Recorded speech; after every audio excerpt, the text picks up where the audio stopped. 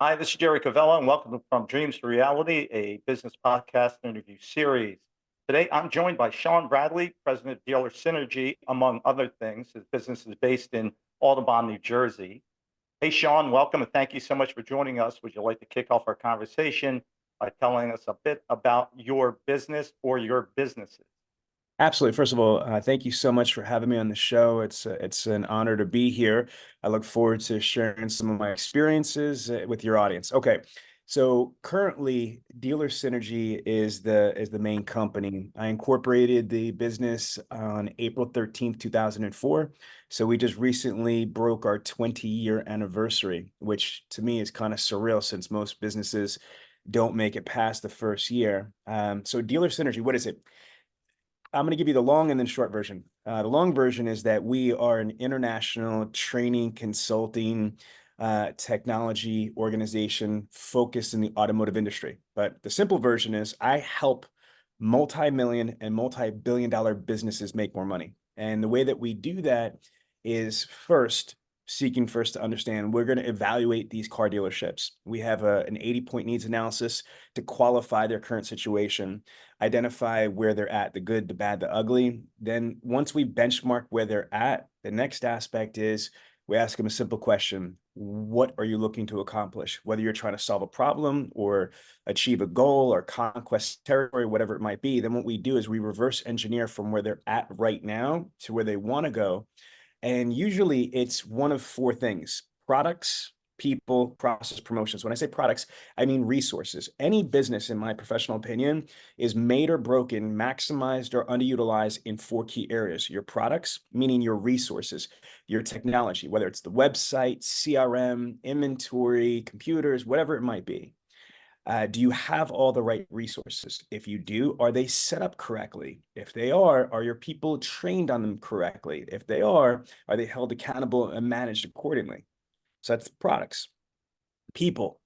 In our industry, in the automotive industry, unfortunately, this is a big detriment. There's about a 70 to 80% attrition ratio. So we are, among other things, a recruiting and staffing company. We've successfully recruited over 38,000 automotive professionals in the last 20 years, from sales to management, etc.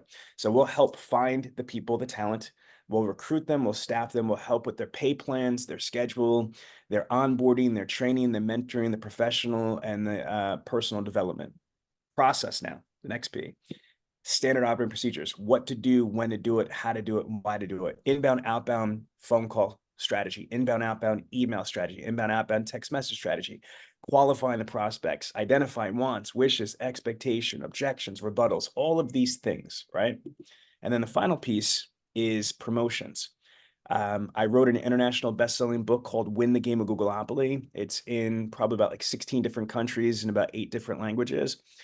And what it is, it's a book about how to dominate page one in Google, how to get found, how to generate traffic. So we help in everything from marketing, advertising, from video search engine optimization, social paid ads on Facebook, Instagram, TikTok, to behavioral marketing and everything in between. I know it's a lot, but that's just the main company. Yeah, Sean, thanks so much. Again, as you can tell, this isn't Sean's first rodeo. So he's been around the block and he is an accomplished entrepreneur. I just want to go back to the start. And what inspired you to start your own business? And what was that business? Okay, so this is going to be kind of interesting to your audience, but I'm going to share some stuff with you. It's going to be absolutely crazy, unrealistic. But before I go into that, I want to preface by saying that I am the star of a Vice TV show. So the things I'm about to say to you are going to sound so crazy or delusional, but that's why a major TV network did a whole hour episode on my life story. So the name of the show was I Was a Teenage Felon on Vice TV. So I was the season finale on season 2, episode 10, called King of Clubs. So here's the life story. So I grew up in a very bad situation: violence, poverty, neglect, craziness, abuse, torture, all that type of stuff you can imagine as a kid. I lost 6 years of my life by the time I was 22 years old. I lost 3 years of my life in a juvenile facility from 12 to 15.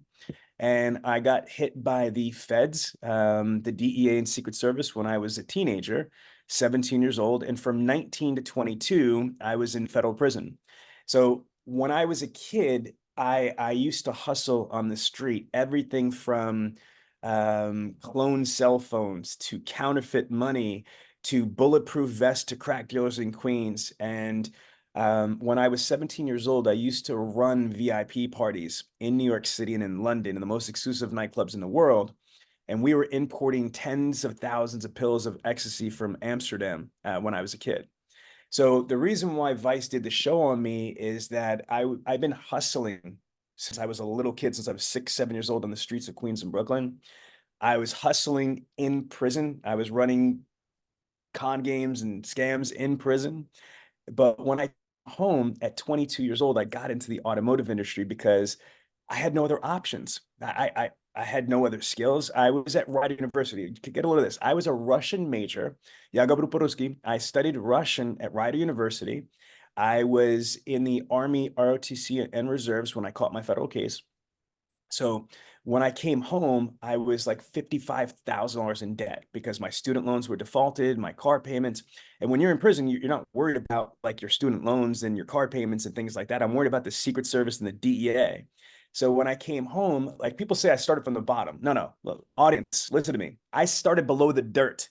I started, feet under the concrete. That's how bad it was. And I dug myself out of the financial debt. I dug myself out of the stigma of being an ex-convict. I dug myself out of being, every negative derogatory thing you could name a human being. I was that POS as a kid. But I got into the automotive industry because a friend of mine named Billy Van Vakitis, he's the co-star of the show. He basically said, "Hey man, if you could do all that you did, you should get into car sales. You'll crush it." And I'll be honest, when I first got into the automotive industry, it was just a temporary thing. It was like, man, if this doesn't work, I could go back on the block. I could start hustling. I could do this. I could do that. But I found something out, Jerry. I was good at it. First month on the floor, salesman of the month. First year, salesman of the year. After the first year, I got anointed as a manager. And after 5.5 years in the automotive industry, I started my first company, Dealer Synergy. And like I said, we've been 20 plus years strong. And it gave me opportunities, which I'll answer in next couple questions of yours. Like, what else did I do? Mhm. But crazy insight, right? What a fantastic story. And again, what a privilege to have you Mm. on our podcast, because this is Thank you, sir. all about, right? Those amazing stories. So you did brief me before our session today. So this isn't Dealer Synergy isn't the only business. No. So let's talk a little bit more about all the other things you're doing. Oh my gosh. Okay. So I'll even share the things that we've sold. I was the part owner of a major magazine in our industry called Auto Success Magazine. This is a funny story. So I'm the president of Dealer Synergy at this time, and I'm doing advertisements in a magazine called Auto Success Magazine, which is one of the top 3 magazines in the entire automotive industry. It went out to 22,000 car dealerships, 150,000, readers, blah, blah, blah. So I spent a lot of money in advertisements. I became friends with the owner named Pat Luck. Turned out this guy had a coke problem. And he basically came to me one day. He was like, "Listen, I need to get out of this company. Can you help me? Do you want to buy it?" I was like, "Hell no, I'm not buying your company, but I could find an angel investor. If I do, I want 10% of the company." He said, "Sure." So I got a guy named Rich McCabe, extremely wealthy. He's the owner of a company called Royal Administration. They do warranties and things like that in our industry and back-end products for F&I, finance and insurance. So he secured 51% equity in the company for, I think, like $500,000, whatever it was.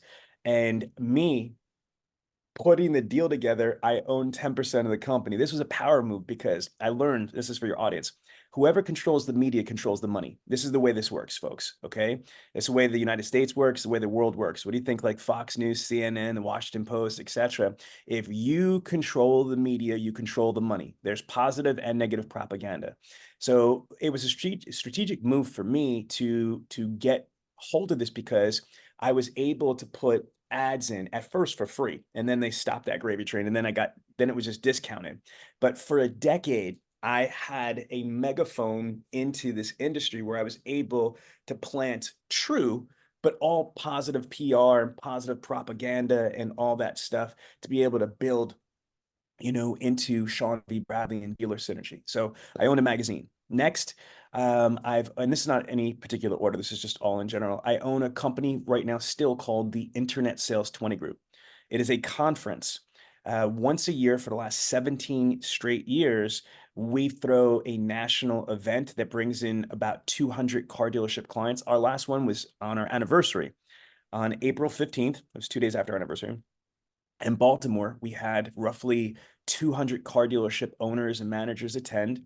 My sponsors are huge companies like True Car or Auto Trader or Cox Automotive or VinQ, and TikTok Corporate was there. And what we do is it's a 3-day educational Lollapalooza event. So everything from artificial intelligence, sales, CRM, technology, websites, marketing, advertising. So we bring the best of the best in the dealer world. So one of my keynote speakers, his name was Damian Mills, one of my clients. He owns 31 car dealerships.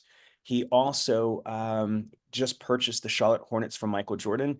So he's a billionaire. And so having a billionaire car dealer there explaining how he went from being an African-American in the 60s, 70s selling cars to now being a multi-billionaire buying the Charlotte Hornets from Michael Jordan is it's pretty awesome. So I really enjoy these conferences because there's a tremendous amount of money. We make about $400,000 to $500,000 on the event between the ticket sales, the sponsorships. But for 6 months, as we do the marketing, I'm the MC. I'm doing this positive propaganda, so that's the conference.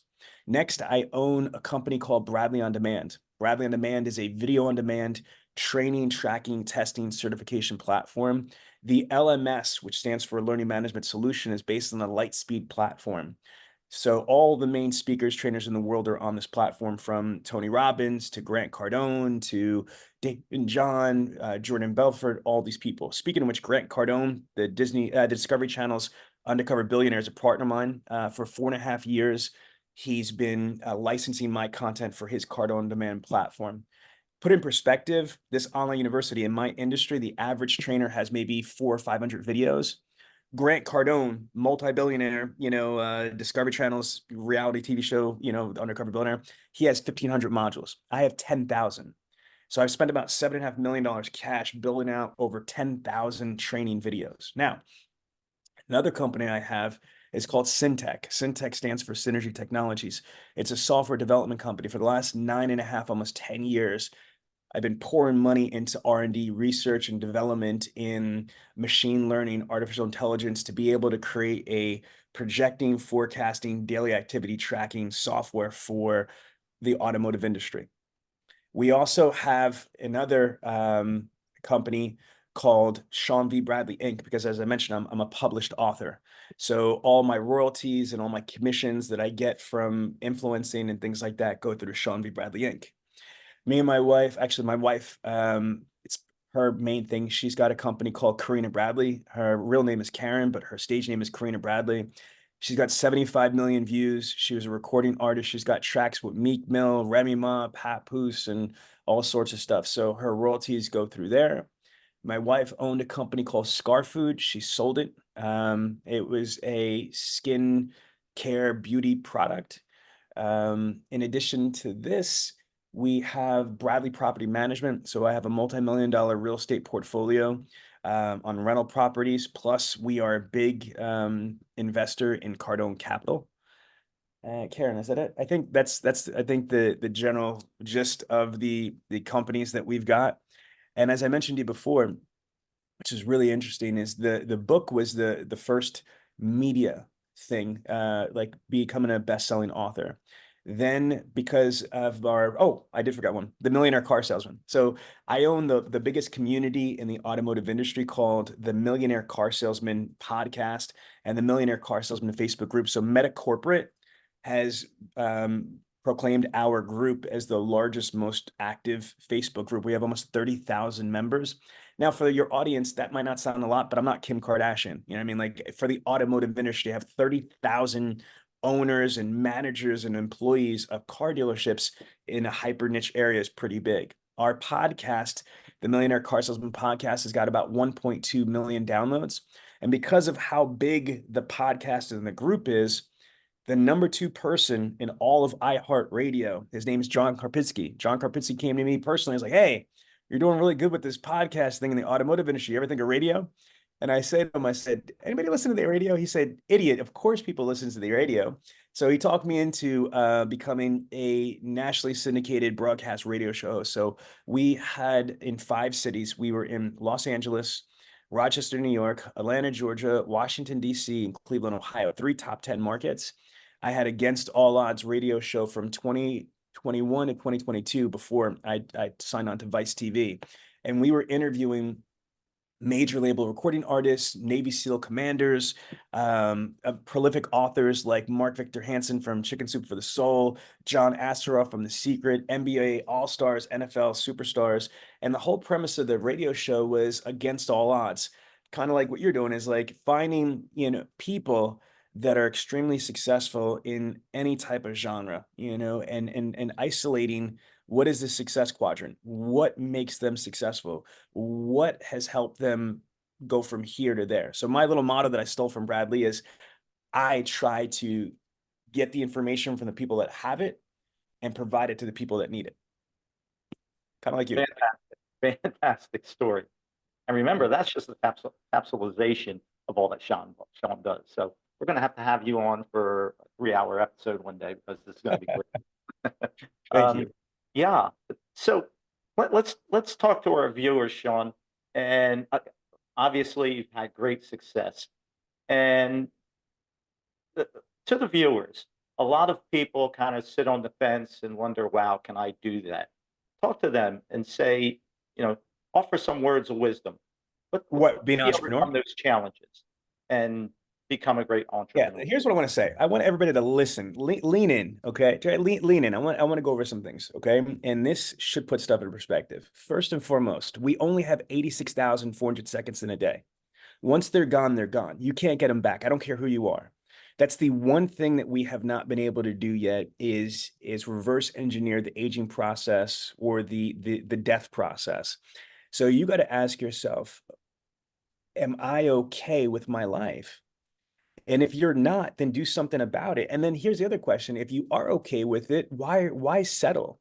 Unless you are extremely happy, extremely, proud, extremely content, extremely fulfilled, I challenge everybody to do more, be more, and achieve more because life is so precious.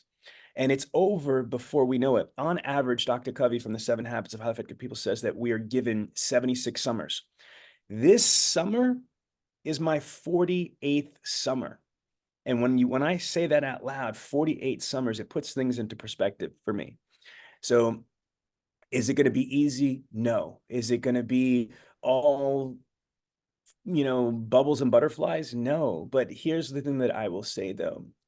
You are going to be in control of your own destiny. And I'd rather be in control of my own destiny and then be at the mercy of some other mortal that could make decisions that's going to affect me, my family, my children, my future, etc. So I don't know if that means anything to anybody, but again, I've gone to hell and back, and I take trips frequently. You know what I mean? But again, my course is set. Life is just too precious to not. And I want to add one more thing. One of the reasons why I became an entrepreneur is this hit me when I was a kid, but especially when I was at the dealership. I was making $160,000 in my mid-20s, working at a Nissan dealership in 2003, 21 years ago. And I was thinking, my God, if I'm being paid $160,000 from this dealership, how much money am I generating them for them to be okay with cutting me this check every single month, year, whatever?